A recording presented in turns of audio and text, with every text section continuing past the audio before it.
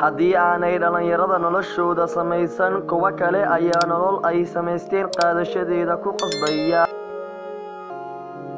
aadamuhu waxa uu aadame kale kaga sareeyaa baaritaanka xaqiiqda. aqoonta maadiga ahi guriga way inoo ifisay, garaadkase inooma ifin.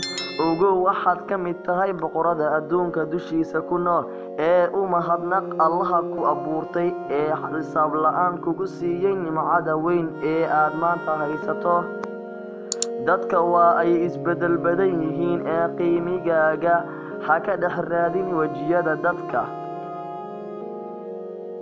aadamuhu waxa uu aadame ku noqdaa iska caabinta waxa uu jecelaysto iyo xamilista waxa uu neceb yahay.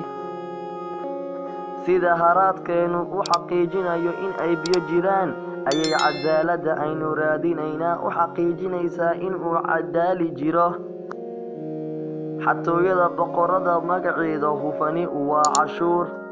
waxa keliya oo aad diin ku yeelan kartaa waa aqoon oo ilaahay jaahilnimo laguma caabudo. naftaadu waa markabkaaga oo haddii aad adiga fuushana waad badbaadaysaa, haddii ay iyadu ku fuushana waad halaagsamaysaa.